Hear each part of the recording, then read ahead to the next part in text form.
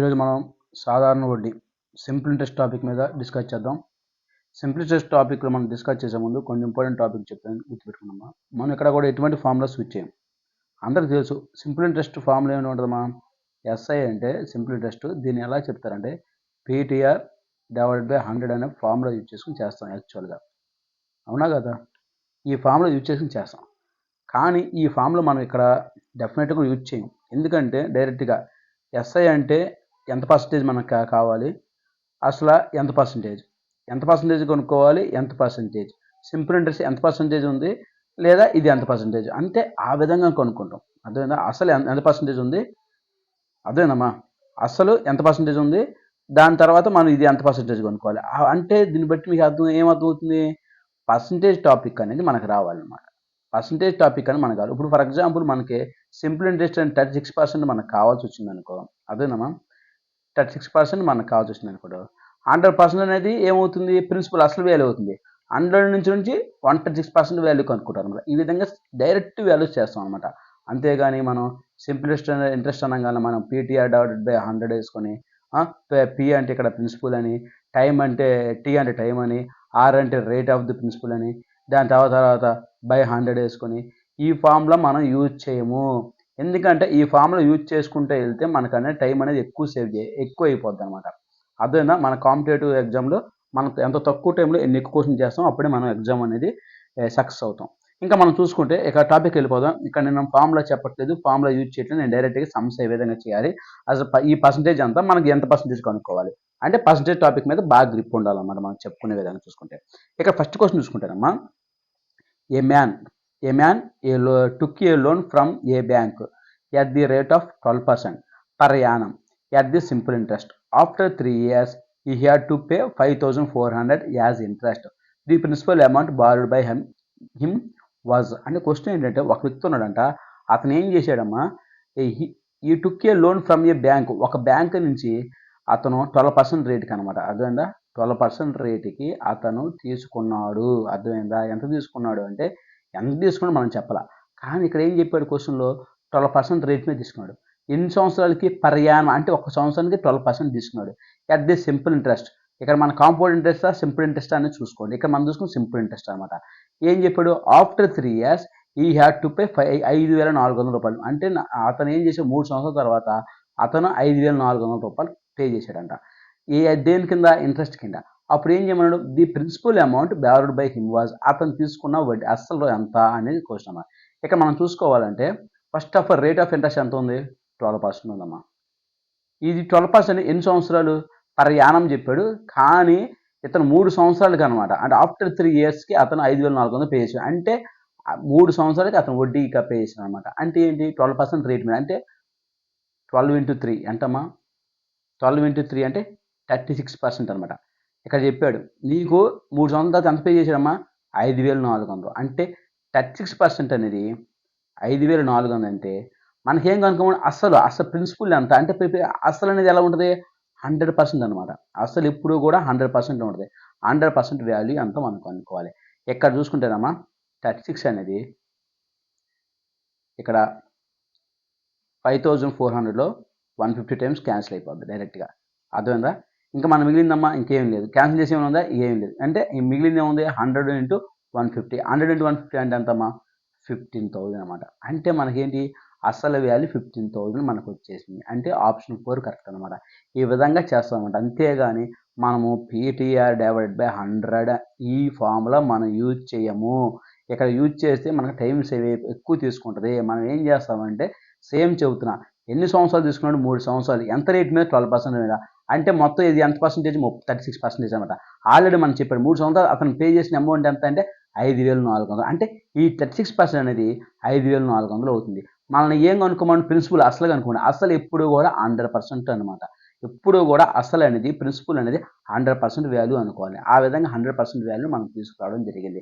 ఇక్కడ 36 అనేది 5,400 150 times cancel అయిపోద్ది. ఇంకా మిగిలింది ఇదిగా 100 into 150 కాబట్టి 15,000 ఆన్సర్ వచ్చింది అనమాట. ఈ విధంగా మనం ఈజీగా అసలు ఇది ఎంత పర్సంటేజ్, అది ఎంత పర్సంటేజ్ అని కనుక్కోవాలనేది చెప్తాను అనమాట. అంటే ఈ విధంగా చేయాలి. అదేవిధంగా సెకండ్ సమ్ చెప్తే చూడండి. ఇక్కడ కూడా సెకండ్ సమ్ చాలా ఈజీ అమ్మ, ఇది కూడా పెద్ద కష్టం ఉంది. ఇక్కడ ఏం చెప్పాడంటే, ఏ man lender funds that due to fall in the annual rate of interest 8% to 7.3/4% is yearly. Income diminishes by 61.50 is capital is. అంటే క్వశ్చన్ ఏంటమ్మా, ఒక వడ్డీ వ్యాపారం ఉన్నాడు. అతను ఏం చేశాడంటే అతని వడ్డీ రేట్ అనేది 8% నుంచి 7.3/4% తగ్గించుకున్నాడు. అంటే అంతకుముందు ఫర్ ఎగ్జాంపుల్ చెబుతా, అంతకుముందు ఏంటంటే 10% తీసుకున్నాడు అనుకో, తర్వాత 8% తగ్గించుకున్నాడు. ఈ 2% తగ్గిందనమాట. ఈ 2% తగ్గడం వల్ల కొంత అమౌంట్ అనేది తగ్గిందనమాట. అంటే ఈ 2% అనేది, ఈ 2% అనేది ఆ అమౌంట్ ఈక్వల్ చేసుకుంటాం. ఇది కూడా సేమ్ కాన్సెప్ట్ అనమాట. అంటే ఏంటంటే అతను 10% తీసుకోవడం వల్ల ఒక అమౌంట్ వచ్చిందమ్మా. ఫర్ ఎగ్జాంపుల్ 3,200 వచ్చిందమ్మా. ఫర్ ఎగ్జాంపుల్ 10% తీసుకోవడం వల్ల 3,200 వచ్చినాము. కానీ ఏం చేశాడు ఈసారి 8% తీసుకున్నాడు. అప్పుడు ఏం చేశాడు, ఈ 3,200 కన్నా తక్కువ వస్తాయి. ఎందుకంటే ఇక్కడ ఇంట్రెస్ట్ కూడా 10 నుంచి 8కి తగ్గించింది కాబట్టి 2% తగ్గిందనమాట. ఆ 2% వాల్యూ ఎంత అంటే మనం ఎలా చెప్తాం, ఇక్కడ 8% వాల్యూ ఫర్ ఎగ్జాంపుల్ 3,400 అయిందమ్మా. సారీ నా 3,200 చెప్పా కదా, ఇప్పుడు 8% అంటే 3,000 అయింది అనుకోండి. ఇక్కడ ఏమైంది, ఫస్ట్ 3,200 అయింది, తర్వాత 3,000 అయింది. డిఫరెన్స్ ఎంత వచ్చింది, అమౌంట్ రూపంలో 200 వచ్చింది. పర్సంటేజ్ 2% అనుకోవాలి. అంటే ఈ 2% వాల్యూ అనేది 200 అవుతుంది అనమాట. దాని తర్వాత 100% వాల్యూ మనం కనుక్కుంటాం.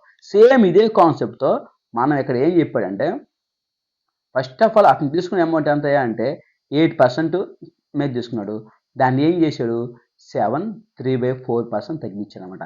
ఈ తగ్గడం వల్ల అతను ఏం చేశాడంటే 61.50 తక్కువ వచ్చిందంట. అంటే ఈ వాల్యూ అనేది 61.50 అమౌంట్ రూపంలో డిఫరెన్స్ అనేది 61.61.5 అనమాట. అంటే ఎలా తీసుకుంటాం, ఇక్కడ 8లో నుంచి 7 తీస్తే 1 మిగిద్ది అనమాట.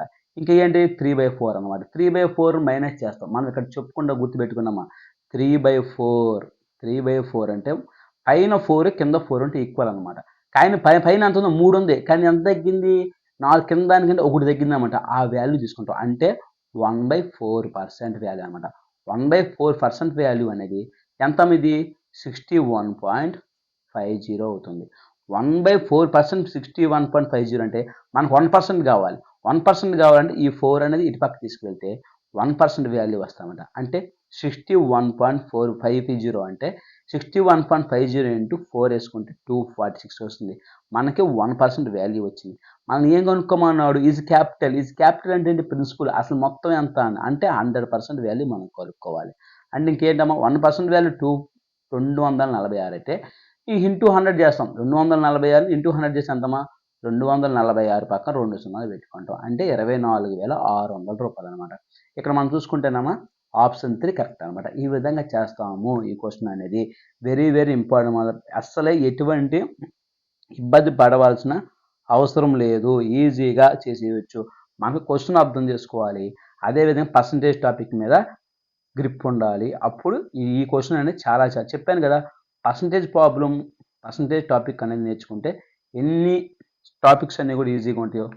కాబట్టి పర్సంటేజ్ టాపిక్ చాలా చాలా ఇంపార్టెంట్ అనమాట. చాలా రేషియో అండ్ ప్రొపోర్షన్లో వాడుకుంటాం, ప్రాఫిట్ అండ్ లాస్లో వాడతాం, యావరేజ్లో వాడతాం, అన్నింటిలో కూడా వాడతాం. కాబట్టి ఆ పర్సంటేజ్ టాపిక్ అనేది మెయిన్ కీ రోల్ పోషిస్తుంది ఇక్కడ. కాబట్టి అది డెఫినెట్లీ కూడా బాగా ఫాలో చేసుకోవాలి, బాగా నేర్చుకోవాలి. ఇంకా 3వ క్వశ్చన్ చూద్దామా. 850 is invested for 3 years at the rate of 10% per year on simple interest. What will be total amount at the end of 3 years. అంటే క్వశ్చన్ ఏంటంటే 750 రూపాయలని 10 రూపాయల శాతం బారువడితో 3 సంవత్సరాలు పెట్టుబడికి పెట్టారనమాట. అర్థమైందమ్మా, 750 రూపాయలని 10% 10%తో బారువడితో 3 సంవత్సరాలు పెట్టారు. అయినా 3 సంవత్సరాల తర్వాత మొత్తం ఎంత అవుతుంది అంటే ఇది ఏంటమ్మా, ప్రిన్సిపల్ వాల్యూ అవుతుంది.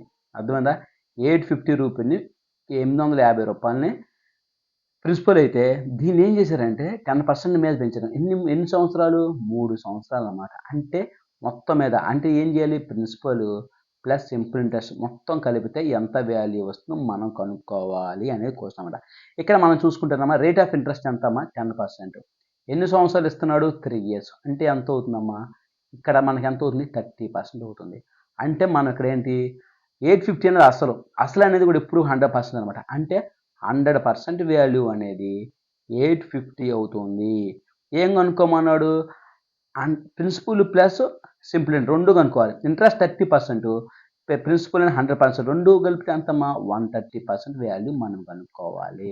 అర్థమైందా, ఈ విధంగా మనం కనుక్కుంటానమ్మా ఇక్కడ 0 ఇక్కడ 0 క్యాన్సిల్ అయిపోద్ది, ఇక్కడ 0 ఇక్కడ 0 క్యాన్సిల్ అయిపోద్ది. ఇంకేమైనా క్యాన్సిల్ ఏమైనా ఉందా? ఏమి లేదు. ఇంకా మిగిలింది ఏంటమ్మా 13 × 85 అన్నమాట.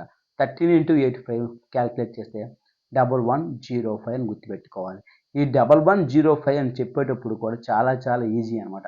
అంతం 85 × 13 క్యాల్కులేట్ చేసేటప్పుడు యూనిట్ ప్లేసే తీసుకోండి ఫస్ట్ ఆఫ్ ఆల్. అంటే 5 × 3 = 15.